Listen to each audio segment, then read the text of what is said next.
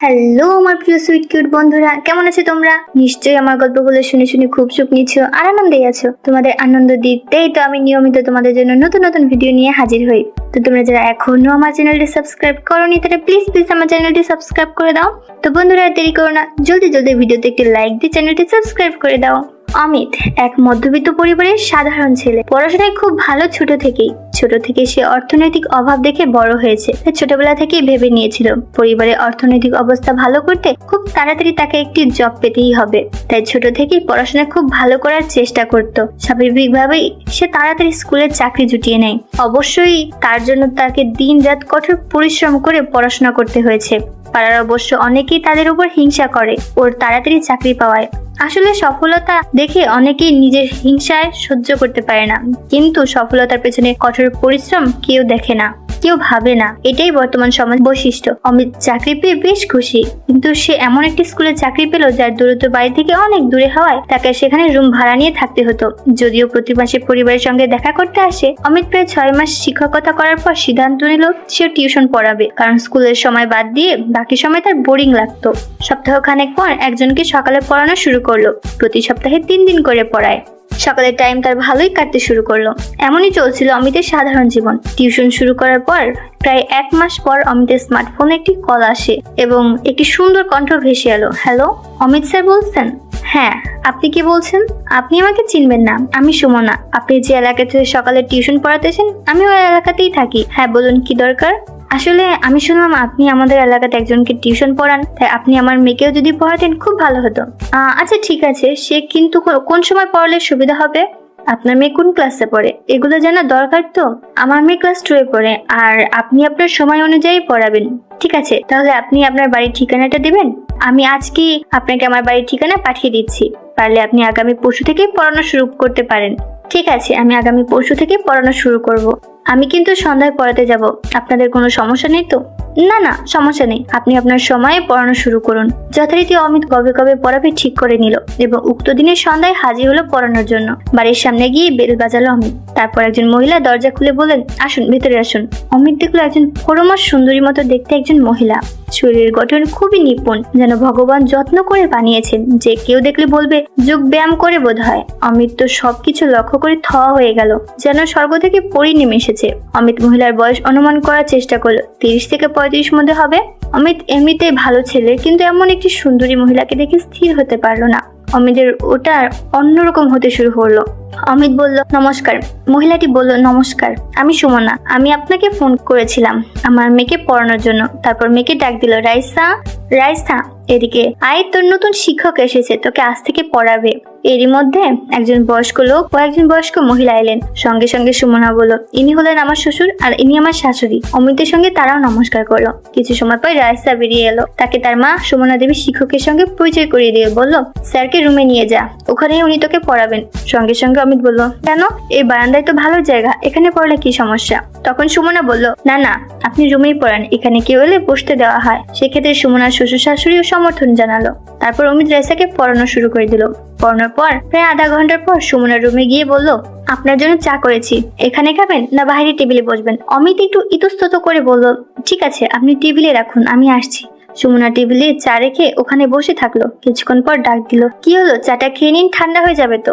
অমিত বাইরে এলো, চেয়ারে বসে চায়ের কাপ হাতে নিয়ে খেতে শুরু করলো। আর অমিতের চোখ চলে গেল সুমনার দৃশ্য ওই দুটোতে। অমিতের মনে হচ্ছে এখন একটু ছুঁয়ে দিই, এমন মনে মনে ভাবলো অমিত। সুমনা শাড়ি পরেছে, ফলে সবকিছু যেন অমিতকে আকর্ষণ করে তুলছে। সুমনা লক্ষ্য করলো অমিত চাটা যেন খেতে চাইছে না, জোর করে খাচ্ছে। তাই অমিতকে জিজ্ঞাসা করলো, চা কি ভালো হয়নি? না না, আসলে আমি চা খুব একটা পছন্দ করি না, তবু আপনি বললেন যে তাই খেয়ে নিচ্ছি। খারাপ লাগছে তো? তবু আপনি বললে খেয়ে নিচ্ছি, না খেলে খারাপ লাগলো তাই। ও, আপনি বললেই পারতেন, আমি জানি না তাই চা করে ফেলেছি। কি করব বলুন? আচ্ছা বলুন আপনি কি পছন্দ করেন, তাহলে পরের দিন সেরকম কিছু করব। না না, কিছু করতে হবে না, আমি তো মাত্র 2 ঘন্টা পড়াবো, তাই কিছু খাবো না। যদি কোনোদিন খেতে পাই আমি বলবো আপনাকে। না না, তা বলে হয় নাকি? লোক জানলে কি বলবে? ওদের বাড়িতে পড়াতে যাই, কিছু খেতেই দেয় না। না না, ওটা নিয়ে ভাববেন না, আমি সত্যি কোথাও পড়তে গেলে খাই না। আর তাছাড়া আপনি লোকের কথা শুনে কি জীবন চলে? আর তাছাড়া আপনি লোকের কথা শুনে চললে জীবন ঠিকভাবে চালাতে পারবেন না। লোকে অনেক কিছু বলবে, সবকিছু নিয়ে ভাবলে হয় না। শেষ বাক্যটি সুমনার মনে দাগ কেটে দিল। মনে মনে সুমনা ভাবলো, সত্যি তো, লোকে অনেক কিছুই বলে, সব শুনলে জীবন কঠিন হয়ে যায়। আচ্ছা ঠিক আছে, যখন খাওয়ার ইচ্ছা বলবে তখন আপনিই ব্যবস্থা করে দেব। আবার পড়তে গেল অমিত। পড়ানো প্রায় শেষের দিকে, এমন সময় সুমনা এসে বলল, আপনি একটু দাঁড়াবেন, পড়ানোর ব্যাপারে কথা বলবো। অমিত কথা মতো পড়ানো শেষে চেয়ারে বসে অপেক্ষা করতে লাগলো। কিছু সময় পরে সুমনা এসে বলল, হ্যাঁ বলুন, আপনার মাসে মাইনে কত টাকা দিতে হবে?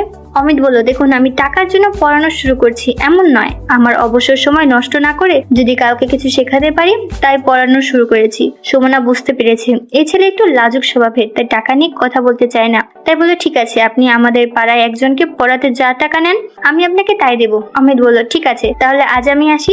সুমনার সঙ্গে সঙ্গে বলল, আর কবে কবে পড়াতে আসবেন বললেন না তো? অমিত বলল, ও সরি, আমি সপ্তাহে 3 দিন পড়াবো, মঙ্গল, বৃহস্পতি আর শনিবার। সেদিন বাড়িতে এসে অমিত সুমনার কথা কল্পনা করতে করতে শুরু করলো। প্রতি মুহূর্তে তার চোখের সামনে সুমনার সাদা ফর্সা দৃশ্য ভেসে উঠত। অমিত বিলম্ব না করে বাথরুমে গিয়ে সুমনাকে কল্পনা করে নিজেকে শান্ত করলো। তারপর অমিত সপ্তাহে 3 দিন করে পড়ানো শুরু করে দিল। এভাবে 1 মাস কেটে গেল। তার মধ্যে বেশ কয়েকবার সুমনার সঙ্গে অমিতের কথোপকথন হয়েছে, তার সঙ্গে সুদৃশ্য উপভোগ করা হয়েছে। প্রায় এর মাঝে মাঝে সুমনা কথা কল্পনা করে নিজেকে শান্ত করেছে। তাতে অবশ্য অমিতের চাহিদা একটু হলেও পূরণ হয়েছে। একদিন পড়াতে গিয়ে অমিতের সত্যি খিদে পেল, কিন্তু লজ্জায় বলতে পারছিল না। তারপর ভেবেচিন্তে লজ্জা কাটিয়ে বলে ফেললো, রাইসা, তোমার মাকে একটু বলবে স্যার ডাকছেন। রাইসা তার মাকে ডাক দিল, মা, স্যার তোমাকে ডাকছেন। অমিত রুমের বাইরে এসে সুমনাকে বলল, কিছু মনে করবেন না, আমার আজকে সত্যি সত্যি খিদে পেয়েছে খুব। আসলে আজ স্কুল থেকে ফিরতে দেরি হয়েছে, তাই বিকেলে কিছু না খেয়ে চলে এসেছি। লজ্জা কাটিয়ে বলেই ফেললো অমিত। সুমনা বুঝতে পারলো বিষয়টি। সুমনা বলল, আপনি একটু অপেক্ষা করুন, আমি কিছু বানিয়ে আনছি। অমিত বলল, কিছু বানাতে হবে না, হালকা কিছু দিলেই হবে। সুমনা বলল, আপনি বসুন, আমি আনছি। বলে কিছু সময়ের মধ্যে কফি বানিয়ে সঙ্গে বিস্কুট নিয়ে এলো। অমিত সুমনার সঙ্গে বসে কফি খাচ্ছে। অমিতের চোখ সুমনার ওই দুটোর দিকে গেল। সুমনা বুঝতে পারলো হালকা অমিতের দৃষ্টি, কিছুই বলল না। অমিত নিজেই দৃষ্টি পরিবর্তন করলো। সেদিন পড়িয়ে চলে গেল। আরো 1 সপ্তাহ এভাবে কেটে গেল। একদিন রায়সা তার দাদু ঠাকুমার সঙ্গে পিসির বাড়ি মানে সুমনার ননদের শ্বশুর বাড়ি চলে গিয়েছিল। আর সেদিন অমিত পড়াতে গেল, যেন প্রতি ডেটের পড়াতে যায়। বেল বাজালো, কিন্তু কেউ দরজা খুললো না। আবার বেল বাজালো, কারো কোনো সারা শব্দ না পেয়ে হতাশ অমিত ফিরে চলে আসবে ভাবলো।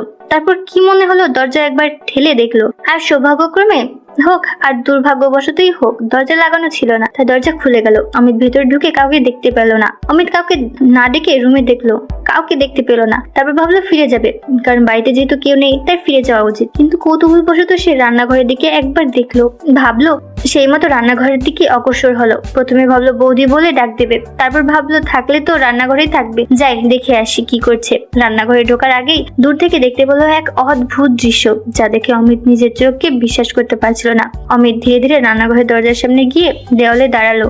তারপর আবার উকি মেরে দেখতে লাগলো কি অপূর্ব সুন্দর দৃশ্য অমিতের চোখের সামনে ঘটছে। সুমনা নিজের ইচ্ছা পূরণ করছে। সাইডে ঘোরাতেই চোখাচোখি হয়ে গেল অমিত আর সুমনার মধ্যে। কি দৃশ্য দেখছিল অমিত, আর এখন কি পরিস্থিতি তৈরি হয়ে গেল। অমিত ভয়ে দেয়ালে আড়ালে নিজেকে আড়াল করার চেষ্টা করলো। অন্যদিকে সুমনা লজ্জায় কি করবে হতভম্ব হয়ে গেল। দুজনেই কাপড় চোপড় ঠিক করে নিল। প্রায় 1 মিনিট দুজনের স্থানে চুপ করে দাঁড়িয়েছিল, কেউ কোনো কথা বললো না। তারপর সুমনা নিজের সব কাপড় ঠিক করে অমিতের দিকে এগিয়ে এলো। সুমনা অমিতকে তার রুমে নিয়ে গেল। সেখানে গিয়ে দুজন নিজের মনের বাসনা পূরণ করলো। তো বন্ধুরা, আজকের গল্পটি তোমাদের কেমন লাগলো ফেসবুকে মেসেজ করে আমাকে জানিয়ে দিও। আর আমার চ্যানেলের অন্যান্য গল্পগুলো শুনে এসো। আর অবশ্যই ভিডিওতে একটি লাইক দিয়ে চ্যানেলটি সাবস্ক্রাইব করে দিও প্লিজ। তোমরা সবাই অনেক ভালো থেকো। আর নিয়মিত আমার গল্পগুলো শুনবে, কিন্তু আমি নিয়মিত তোমাদের জন্য মজার গল্প নিয়ে আসবো। আর ফেসবুকে আমার সাথে আড্ডা দিতে জলদি ডেসক্রিপশনে দেওয়া লিঙ্ক থেকে ফেসবুকে আমাকে মেসেজ দাও। Bye bye.